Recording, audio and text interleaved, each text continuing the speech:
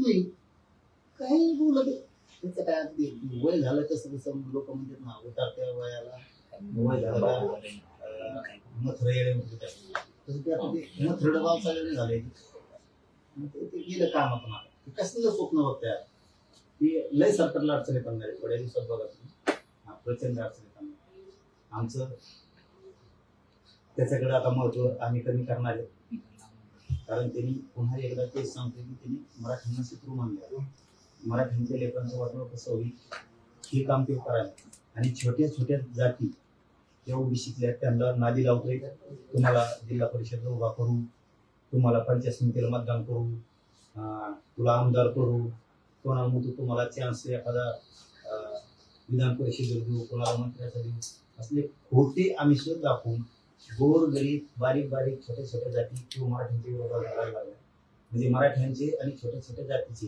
गाव संबंध जे ओबीसीच्या संबंधित ते खराब करण्याचं काम आणि ते पाप सगळं भुजबळ करायला लागलं हे सत्य त्याच्यामुळे आम्ही आता त्याला महत्व द्यायचं कमी केलं आणि एकेजीआर मुळे ते पूर्ण पागल झालं इतकं बावचाळण झालं पिसाळ कुत्र्यासारखं झालं हातबळ झालंय त्याला काहीच कळा ना नुसतं पळत आहे कारण सत्य सत्य असतं त्याच्यामुळे मराठ्यांना आरक्षण मिळणार आहे जे नुसार हैदराबादच्या जे नुसार त्यामुळे आम्ही काही टेन्शन घेत नाही आम्हाला धोका बसला आम्ही सरकार पाडलं हे पण आमचं ठरलेलं त्यामुळे पुढे तब्येत बरी लागायली तर सुट्टी घेतली मी महाराष्ट्रात आपल्या मराठा बांधवांना सांगतो मला वाटतं की डॉक्टरांनी आराम करायचं सांगितलेलं त्याच्यामुळं रोज भेटण्यापेक्षा आपण शनिवार रविवार अंतर्गत भेटत जाऊ म्हणजे 4-5 दिवस आठवड्यातून मलाही 5 दिवस आराम करता येईल 2 दिवस समाजालाही जाता येतील कारण थोडी चांगली 1-2 महिने तब्येत चांगली झाली की मग मला 24 घंटे महाराष्ट्रावर फिरता येईल त्यामुळे 1-2 महिने आरामामुळे शनिवार रविवार आपण अंतर्गत भेटत जाऊ आठवड्यात मला 5 दिवस आराम करता येईल 2 दिवस 24 घंटे 2 दिवस म्हणजे शनिवार आणि रविवार हे मला समाजासाठी येता येईल सर असे म्हणतात की जो जी आर काढलेला आहे आणि मला ठाम विश्वास आहे तो टिकणार त्याचं जाऊन म्हणला खरंच सांगतो मी ते महत्व द्यायच्या लायकीचा राहिला नाही होता पण आता नाही राहिला कारण त्यांनी मराठ्यांना शत्रू मानलं आणि ज्या जाती मराठ्यांच्या मित्र आहेत त्यांना सुद्धा शत्रू मानायचं शिकवायला आहे इतक्या नीच विचाराचा माणूस ज्या जातीत जन्माला ना असला माणूस कुठल्याच जातीत जन्म कारण हा खूप मोठा मराठ्यांचा वाटोळ करतोय आणि आजपासून नाही ती 40 वर्षापासून करतोय आमचेच वेळेवरती डोळे उघडले मराठ्यांचे आम्ही यांना आमचे लहान भाऊ मोठे भाऊ समजायचो परंतु ज्या दिवशी आता मराठ्यांच्या लक्षात आलं की यांनी विनाकारण मराठ्यांच्या विरोधात एक टोळी निर्माण केली आणि त्या टोळीच्या माध्यमातून मराठा समाजावरती शत्रुताची भूमिका पार पाडायला लागलाय त्यामुळे मराठ्यांनी सावध होणं गरजेचं आहे आता आपल्याला म्हणजे मराठ्यांना मी जाहीर सांगतो आपल्याला जी.आर. साठी लढावं लागणार आहे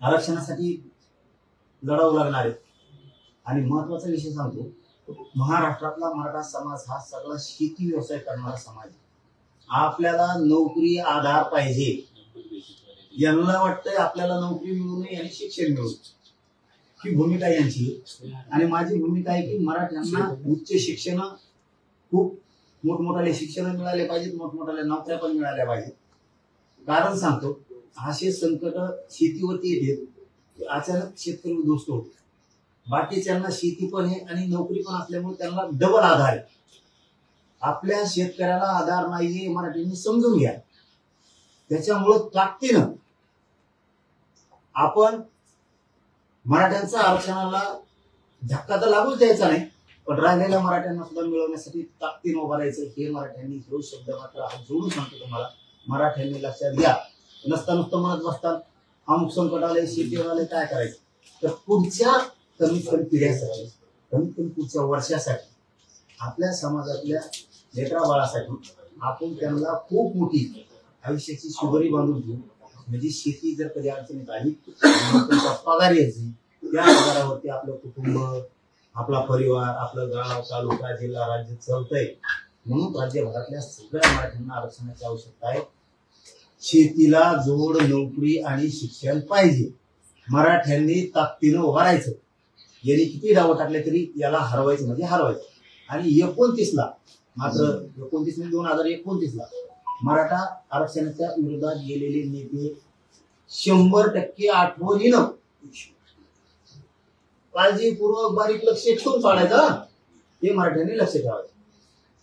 असं आहे की लातूरच्या पोलीस अधीक्षकांनी एक तपासणी केली आणि आरक्षणासाठी ज्यांनी आत्महत्या केल्या मराठा समाज, त्याचबरोबर बंजारा समाज आणि महादेव कोळी समाज याचा त्यांनी अभ्यास केला आणि त्यांच्या असं लक्षात आलं की आत्महत्या करून ज्या सुसाईड नोट लिहिल्या गेल्या होत्या तर त्या दुसऱ्या कोणीतरीच लिहिल्या होत्या. बनावट सुसाईड नोट खिशामध्ये ठेवलेल्या होत्या. आणि मराठा समाजाची जी आत्महत्येचा प्रयत्न केला होता तो कोमात असतानाच चिठ्ठी ठेवली आणि मग तो सुदैवाने वाचला, परंतु त्या चिठ्ठ्या सगळ्या बनावट निघाल्या. यावर तुमची काय प्रतिक्रिया आहे? याच्यापर्यंत तुम्ही घ्यायला बी नाही पाहिजे. कारण कोणाच्या भावनेशी आपण नाही करू शकत, कोणाच्या दुःखाशी पण नाही करू शकत. कोण काय डाव करेल, खऱ्याचं खोटं खोट्याचं खरं माहित नाही. त्याच्यावरती मी आत्महत्येवरती नाही बोलत. कारण कोणाचं लेकरू गेलं आणि त्याच्या मृत्यूशी नंतर खेळायचं आणि त्याच्या भावनेशी खेळायचं, हे बघा ही पण डाव असू शकतो. मी समर्थन करत नाही, स्पष्ट सांगतो. त्याचं उत्तर तुम्हाला मिळालं. परंतु इतक्या खालच्या थराला गेली ती सध्या मराठ्यांचे अधिकारी सस्पेंड करायचे. याला जोडूनच हे आत्महत्या मुद्दाम असल्या तरी दाखवायच्या खोट्या इतकं मीच खेळणार. कुणबी प्रमाणपत्र ओरिजिनल असले तरी बी ते खडाखोडच केली म्हणायचं. राजकीय डाव सुद्धा तसेच आहेत यांची. मराठ्यांच्या नेत्याबद्दल हीच भूमिका आहे. फक्त कळू देत नाहीत. अधिकाऱ्यांबद्दल, शिक्षकांबद्दल, मराठ्यांच्या व्यावसायिकांबद्दल, गरीब मराठ्यांबद्दल आता चित्र स्पष्ट आहे ना. हे अधिकाऱ्यांवरती सुद्धा दडपण आणून करून घेतलं जातं. पण याच्यामुळे खरे जे लोक आरक्षणासाठी ज्यांनी सुसाईड केलाय त्यांच्यावर प्रश्नचिन्ह निर्माण होत नाही का? यांच्यावर कारवाई करायला पाहिजे का? हे अशा पद्धतीने चुकीचं करतात. खऱ्या हे कोण ठरवणार आहे? यांना काय माहित? पोलिसांचा तपास दबावपोटी असू शकतो अशी आम्हाला शंका. कारण मग काहीतरी करायचं. एखाद्याचं लेकराची भावना तुमच्या घरात लेकरून गेलं, अधिकाऱ्याचे एखाद्याचे जे तपास करतो त्याचे, आणि जर आम्ही म्हणलोच मग नंतर हे असं असं होतं किती दुःख होईल. लोकांच्या जीवनाशी तरी खेळू नका रे. याला काही ओबीसीचे नेते मुद्दाम करते. सरळ सरळ सांगतो मी तुम्हाला. मराठ्यांना जितकं खाली बघवायला लावता येईल तितका प्रयत्न छगन भुजबळ करतो. मराठ्यांचा जितका अपमान आणि अवमान करता येईल तितका पुरेपूर करायचा प्रयत्न करतो. केवळ मराठा समाजाच्याच आत्महत्यात असं समोर आलं नाही तर ते कोळी समाजाचा आहे, त्याचबरोबर बंजारा समाजाचा पण आहे. तिन्ही समाजाच्या लोकांनी आरक्षण आणि त्याच मुद्द्यांसाठी आत्महत्या केल्या आणि त्यामध्ये ज्या सुसाईड नोटच बनावट होत्या. हस्ताक्षर तज्ञांनी सांगितलं की यांच्या नाही. मी आत्महत्याबद्दलच बोललो. मी जातीबद्दल बोललोच नाही. आत्महत्याबद्दलच बोललो. बाकीचे फक्त त्याच स्वच्छ आहे असं म्हणणं असतं. त्याचं जे दोघं तिघ असे आहेत त्यांचं म्हणणं असतं फक्त आमचं स्वच्छ आहे. बाकीचे जे 18 पगड जाती आहेत, 200-300 जाती आहेत ओबीसीच्या, त्यांचं सगळं खोटं असतं. फक्त षडयंत्र आणि जाळ कसा पसरायचा, कसा आथरायचा हे काम ते करतो. खूप वाईट दिवस येणार त्याचा. खूप वाईट, लय वाईट दिवस येणार. काल अजित पवारांनी भुजबळांवर नाराजी व्यक्त केली. काही नेत्यांच्या बोलण्यामुळे ही पक्षाची भूमिका आहे असं समजलं जातं. वाईट संदेश जातो असं अजित पवार म्हणाले. वाईट संदेश गेला. सगळे त्याचेच आहेत. अजित दादाच्या पक्षाचे जास्त नेते मराठ्यांच्या विरोधात काम करतात. आता बघा सगळे तुम्ही उठते बिडात मोर्चा काढी. अजित दादा पुरस्कृतच मोर्चा असणार की लोक सगळे त्यांचेच नेते असणार. पदाधिकारी पण त्यांचेच असणार. हे मराठ्यांच्या विरोधात चाललेलं षडयंत्र आहे. अजितदादाचं सुद्धा चाललेलं आहे. फक्त ते अजितदादाला तोंडावर जाऊन गोड बोलतात, टाळी देऊन बोलतात, हातावर हात घालून बोलतात म्हणून त्यांना वाटतं आपल्या जवळचे. तुम्ही साप पोचलेत हे मात्र ध्यानात ठेवा. एक ना एक दिवस आमच्या शब्दाचं तुम्हाला खरं वाटणं पक्षात येईल. तुम्ही साप पोचलेत. हे मराठ्यांचे प्युअर शत्रू आहे. हे मराठ्यांच्या विरोधात काम करून मराठ्यांचं आरक्षण घालवण्यासाठी महापाप करायला लागलेत. महापाप हे मराठ्यांनी पण आपण समजून घ्या. गरिबांनी आपल्याला आपण जे आर घेतलाय, पण त्या जे आरच्या पाठीशी मराठ्यांना ताकदीने उभा राहावं लागेल. नसता आपण 2-3 वर्ष लढलेला काही उपयोग नाही. आपल्याला आता जे आर काढलाय ना, हे म्हणते ते रद्द करा, हे रद्द करायसाठी मोर्चे काढायचे. आपल्याला सुद्धा ताकद दाखवावं लागणार आहे मराठ्यांना, कारण आपला जे आर आपण चटण्या भाकरी करून खूप कष्ट करून मिळवला 2 वर्ष. नसता आपल्या लढ्याला काय अर्थ नाही. अंतिम लढा जी म्हणतात, अंतिम लढाई जी म्हणतात, अंतिम टोक जी म्हणतात ना, ते ही आपल्याला जे आर साठी ते म्हणतात रद्द करा, आणि तो रद्द करायचा नाही, करू द्यायचा नाही, म्हणून मराठ्यांना ताकदीने उभं राहावं लागणार. अजित पवारांचं वाक्य असं आहे, काही नेते विशिष्ट जातीवर टोकाची भूमिका घेतात. आझाद मैदान इथं मराठा समाजाचं जे आंदोलन सुरू होतं, त्यांचा जो जी आर मिळाला त्यावरही हे नेते बोलले, आणि त्यामुळं पक्ष बदनाम होतोय. त्यामुळे थेट नाराजी व्यक्त केली. समोरच होते भुजबळ त्यावेळेस. छगन भुजबळांना उद्देशून होतं आणि यांच्यामुळे पक्षाला किंमत मोजावी लागतात. मी तेच सांगितलं आता. मी परवा सुद्धा तुमच्याच माध्यमातून मी अजितदादाला तेच सांगितलं होतं की शिंदे साहेब, अजितदादा तुम्ही सावध व्हा. तुम्हाला एक ना एक दिवस काय असतं. आता एक गोष्ट खरी सांगतो, श्रीमंत लोकांपर्यंत किंवा मोठ्या नेत्यांपर्यंत गोर गरिबांचं म्हणणं जात नाही. ज्या काळात एखादा नेता एखाद्या खोलीत बोलत असतो, त्यावेळेस तिथे एखाद्या वेळेस सामान्य कार्यकर्ता असतो किंवा झाडून डुकून घेणारा किंवा चहा पाणी देणारा असतो. त्या ठिकाणी श्रीमंत किंवा उच्च नेता कुणीही वरिष्ठ तिथे नसतो ज्यावेळेस खोलीत चर्चा असते त्यावेळेस. मग असले गरीब माणसं कधी शिंदे साहेबांपर्यंत, अजितदादापर्यंत, फडणवीस साहेबांसमोर किंवा मोठ्या पवार साहेबांपर्यंत किंवा उद्धव ठाकरे साहेबांपर्यंत कधीच पोहोचत नसते. त्यांनी एखादी जर गोष्ट ऐकली असली तर सांगण्यासाठी हे गरीबाचे लोक ऐकणारे सारखे आमच्या सारख्यापर्यंत आलेले असतात आणि तुम्हाला हे माहीत झालेलं नसतं. तसं यांनी खूप मोठं षडयंत्र रचलेलं. पक्षही बदनाम करायचा, अजितदादालाही कार्यक्रम दाखवायचा, त्याच्या जवळ राहायचं, संपला तर पाहिजे. कारण छगन भुजबळचं काही कारण नाही मराठ्याच्या आरक्षणाला विरोध करायचं, काहीच कारण नाही. कारण आमचं हक्काचं आरक्षण आहे, आमच्या नोंदी ते आम्ही मिळवतोय, त्याला तुम्ही विरोध करतोय. मग अजितदादाचा पक्ष बदनाम होणार. पण आणखी पर्यायची टोळी पण आहे, ती पण अजितदादाचीच आहे. ही एकूण भूमिका जर बघितली ना बोलणाऱ्यांची, तर याच्या जवळपास अजितदादाचीच जास्त येते. मग याचा अर्थ काय होतो की तुम्ही ठरवून षडयंत्र रचलंय मराठ्यांना आरक्षण मिळवून द्यायचं आणि अजित पवार बी संपवायचा. एक दिवस यांना खरं वाटणार आहे. त्याला आज आमचा नाविलाज आहे. आम्ही लढायला खंबीर आहे आणि आम्ही तुम्ही किती काय, तुम्ही आता 90 काय आणि 100 काय आणि 110 जण काही एक आहे, तुमची मोर्शीची सगळ्याची तुम्ही किती घ्या. कारण मराठ्यांचं वाटोळ करायचं, मराठ्यांना दुश्मन समजायचं, ही शत्रुत्व मराठ्यांना समजायची, ही भूमिका छगन भुजबळची चांगली नाही. आणि बारीक बारीक जातीच्या नेत्याला सांगतो तुम्ही उभा राहा, तुमचे एका होतरी योग येतील म्हणाले तो दुरण टेका नसते कुठं टिकू तू. हे नादेला मी निवडणुकीच्या काळात मराठ्यांपासून गोर गरीब ओबीसीने लांब जाऊ नका आणि मराठ्यांनी सुद्धा गोर गरीब ओबीसी पासून लांब जाऊ नका. आपल्याला एकमेकाला गाव लेवलवर, तालुका जिल्हा लेवलवर खूप गरज लागते. त्याचा ऐकून मराठ्यांच्या विरोधात जाऊ नका ही ओबीसींना विनंती आहे. कारण आम्ही सुद्धा विरोधात गेल्याच्या नंतर, आमच्या लेकराला वापर झाल्याच्या नंतर विरोधात जाणाऱ्याला ध्यानात ठेवणार. हे षडयंत्र आहे पवारांनी रचलं आहे की ते स्वतः षडयंत्राचे बळी ठरत आहे? गोड बोलून त्याला ही म्हणतात आमच्या खेड्यात नको. हो, पण ते आता कसं असतं, अजित पवार बळी ठरत आहे की काय, की षडयंत्र ठीक आहे. गोड बोलून आमच्या खेड्यात नाही गोड बोलून दादा तुम्ही अजितदादा सगळे आता हे नेते नेत्याला ऐकत नाही. अजितदादाचं सगळं ऐकायला काय झालं, ऐकायला झालं काय. तशी त्यांनी जर भूमिका घेतली, तुझ्या जातीला आणि तुला आरक्षण मिळालं ते आम्हीच दिलं, हे जर ठासून म्हणले दोन्ही पवार बंधू नसते जाहीर जर म्हणले आम्हीच दिलं, मराठ्याला आरक्षण द्यायचं हक्काचं द्यायचं, कसा विरोध करतो रे बसाल. तुम्हाला आम्ही दिलं, आम्ही त्यावेळेस म्हणलो का आम्ही देणारे मराठी आहेत, ओबीसीला देत नाहीत आम्ही आरक्षण. त्यावेळेस आम्ही म्हणलो का नाही म्हणलो, कारण आम्ही मराठ्याचे असून आम्ही जातीवाद नाही केला, तुमच्या लेकराला आरक्षण दिलं.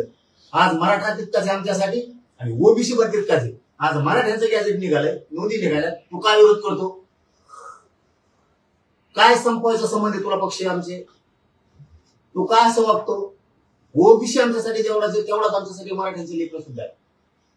तुम्हाला देताना आम्ही मराठी असून आम्ही तुम्हाला दिलं आणि मराठ्यांनी विरोध पण नाही त्याला. त्याचे पान आणि उत्तर असे फेडतो का? का म्हणायला हरकत यांना? का तुझ्यामुळे आम्हाला बदनाम करतो, पक्ष बदनाम करतो, मराठीची जात सुद्धा बदनाम करतो? हे 3 प्रश्न विचारायला काय हरकत आहे दोन्ही पवार साहेबाला? तुमच्या तर नोंदी नसून आम्ही तुम्हाला आरक्षण दिलं आणि मराठ्याच्या नोंदी आहेत, गॅजेट आहेत, ते नियमानुसार आम्ही आरक्षण देतो, तरी काय विरोध करता रे तुम्ही? का म्हणत नाही ते? हे मोकळं सोडते म्हणून मग मराठी यांच्यापासून तुटायला लागली. आणि यांनी ना गोड बोलून हसून खेळून अजितदादाचा गेम करायचा चालू. त्याच्यामुळं सगळ्याच पक्षातल्या मराठ्यांनी, सगळ्याच पक्षातल्या मराठीच्या नेत्यांनी खरंच सावध होऊन आता आरक्षणासाठी एकतर्फी एका बाजूने उभा राहण्याची वेळ आहे. तर दोन्ही पवारांची गोष्टी झाली का? ओबीसी जवळ पाहिजे, मराठा कुठला नाही पाहिजे, इथे ठाम भूमिका घेतात दोन्ही पवारांना. जर ओबीसी पाहिजे, मराठा पाहिजे तर असू द्या ना. तुमची जर गोची होती तुम्हाला असं वाटतंय ना, तुम्ही प्रखर बोला ना. अरे बाबा, मराठ्याचं खरं आरक्षण आम्हाला द्यावं लागत, कायच बोलता येणार नाही कोणाला, आणि खरं तर आम्ही घेणारच आहे. असले छगन भुजबळ सारखे 56 होती बघ जिरी तो का नाही यायची. हे मला गिअर मध्ये घ्यायला बघत येत. हे आले बाबा मला गिअर मध्ये घ्यायचं बघतो. भले तुला मोठी मोठी इकडून असं टपुरे डोक्याचे काही काही खाली या असं काय बाई असे भले कसले कोण दिसते हेंद्रेन मेंद्रेन उकडून घेऊन आणले तू गस पाणी डोकड्या येऊन दिसते. डोकडा बघितला तुम्ही? डोकडा नाही बघितला, दाखवतो माझ्या. डोकड्यासारखे दिसले, कामान धामाचे गोळा केले. अरे त्याचे दुष्परिणाम छगन भुजबळ तुला कळतात का? ज्या जातीचा नेता तू सगळं दिसायला लागला ना, त्या जातीवरती गाव लेवलचे लोक नाराज व्हायला लागले तुझ्यामुळं. बिया कशाला वागतोय हवाया? तुझ्यामुळं खूप वाईट परिस्थिती या महाराष्ट्रात बोलावं लागली. तू बारीक बारीक जातींचे बिचारे त्यांचे काम करणारे सामाजिक आणि राजकीय लोक बैठकीला जमा करतो, ते चेहरे महाराष्ट्रात समाजाला दिसते. त्यांना उद्या किती अडचण येतात शिक्षणात, रोज शेतीच्या कामात, नोकरीत, राजकारणात, समाजकारणात. त्या छोट्या छोट्या जातीचे नेते जर तू असं दिसले ना, मराठ्याचे पोरं त्यांना मानते, तर तुझ्यामुळं मानाचं बंद झालं, ते निवडून येणार नाही तर पडतील तुझ्यामुळं. छोट्या छोट्या जातीचे जे ओबीसीचे लोक घेतो ना तू नेते, त्यांना मराठ्यांचे पोरं सुद्धा मानते आणि निवडून पण देते. उद्या तुझ्यामुळे ते पडतील. इतका घास करायला लागलाय ओबीसी. उमेदवारांना पाळा मुद्द्यावर सगळं असं म्हणाले की आम्हाला सुद्धा पक्ष बाजूला ठेवून एकीने लढावे लागेल. आम्ही आतापर्यंत कधीही बोललो नाही, पक्षाच्या सीमा ओलांडल्या नाही. अशा रीतीने कोणी बोलत असेल तर सर्व नेत्यांना आदेश द्यावा लागतो. तो आदेश द्यावा कोण आहे? तू का कलेक्टर हे का काय आहे का? तू 3दा जेलात जाऊन आला. तू लय वळवळ करायला, तू आदेश द्यायला, कोणी द्यायला, आणि मराठ्यांना द्यायचं, मराठी देते ना. मराठ्यांच्याही नेत्याला सांगतो, आबाकडे तुम्ही कोणत्या पक्षात असता की आम्हाला तर 7.5 आहेच, तशी तुम्हाला सुद्धा एक दिवस. त्याच्यामुळे तुम्हाला ना आतून सगळ्या पक्षातल्या मराठ्यांना हे जे वट वट वट वट करतात का, यांचा तुम्हाला बुडबुडा फोडावा लागला. सगळ्या मराठ्यांच्या नेत्यांनी नाही कळून देता कोणत्या पक्षात राहा, बडबड करणारा हे छगन भुजबळचा बुडबुडा आणि त्याच्या सगळं असणार की बडबड मात्र वळवळीची बंद करायला लागणार आहे तुम्हाला. आम्ही तर करणारच नाहीत मतदारात ठोकायला. तुम्ही जरा आतून सुरू करा. यांचा चापा आहे लय गटपान यांच्या मागे विधान. तुम्ही बी यांचा चापा हळू सुटून लावून देता यांच्या मागे. पर्यायच नाही, यांसारखंच वागावं लागून फक्त कळून द्या. नाही का आता ओबीसीचे नेते काही हाताखाली धरले तरी मराठ्याच्या अधिकाऱ्याला, शिक्षकाला, डॉक्टरांना, व्यावसायिकांना त्रास देणं सुरू. चूक नसले तरी सस्पेंड करते, काही नसलं तरी मुद्दाम टार्गेट केले मराठ्याचे अधिकारी. तिथं लक्ष ठेवा. तुमच्या संघ राहते गेम करते तिकडे मराठ्याच्या लोकांना. थोडं भानावर या, जात टिकले तर तुम्ही टिकणार नाही बरं का, मराठ्याचे नेते सुद्धा. म्हणून मराठ्याच्या नेत्याने सुद्धा यांचं शिका. आता हे जर म्हणले आम्हाला सुद्धा आता पाडावे लागणार आहे. त्या टायमाला म्हणणारा ना राजकारण तो कायम संपलं पाहिजे. झिरो करायचं शिका आता याला. 2029 ला बरेच झिरो करायचे. आणि मराठ्यांच्या नेत्याला सांगतो, आता वेळ तुम्ही सुद्धा एकजूट दाखवा. आपल्या गरीबाच्या लेकराला शेतीबरोबर नोकरी आणि शिक्षण मिळणार आहे. शेतीत उत्पन्न होत नसल्यामुळं फीस भरायला अडचण येते. शिक्षण न झाल्यामुळे मग नोकरी लागत नाही. त्यामुळे आरक्षण खूप गरजेचं आहे. लोकांनी शेती इतकीच ताकद आणि किंमत आरक्षणाला सुद्धा द्या.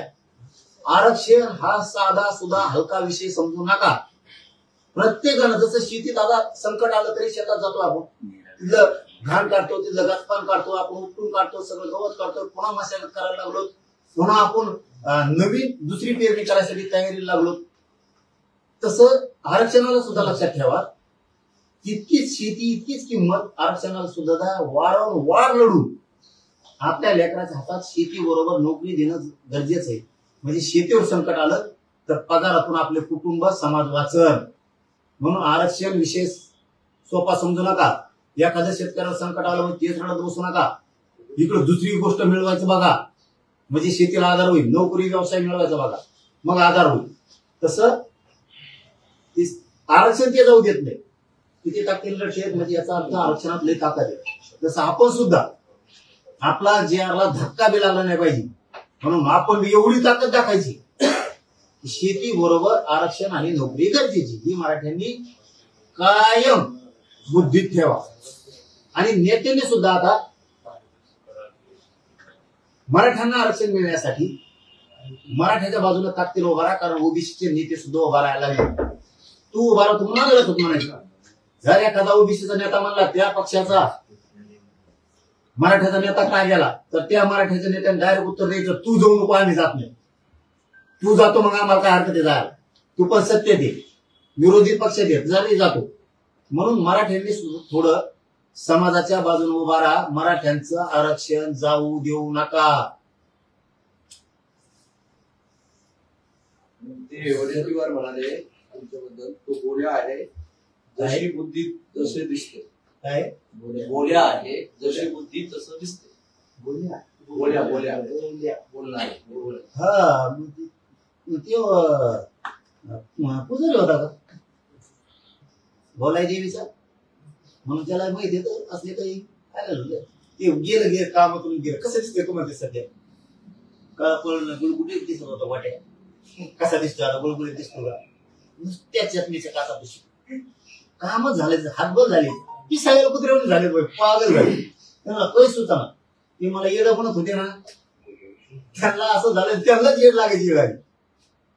त्यामुळं आमच्या काय पोरांचं माणसाचं म्हणणं आलं, थोडं सोडून द्या आता म्हणे. त्यांना भाव देऊ नका, ते प्रसिद्धी यासाठी करायला लागले. आणि त्यांसाठी स्पर्धा लागली नेतेगिरीची. नेता कोण, काँग्रेस का हे दुसरी ओबीसी, अशी स्पर्धा लागली. त्याच्यामुळे त्यांनी मला वाटतं आता काहीतरी मोर्चा काढाय ना काँग्रेस मराठ्याच्या विरोधात.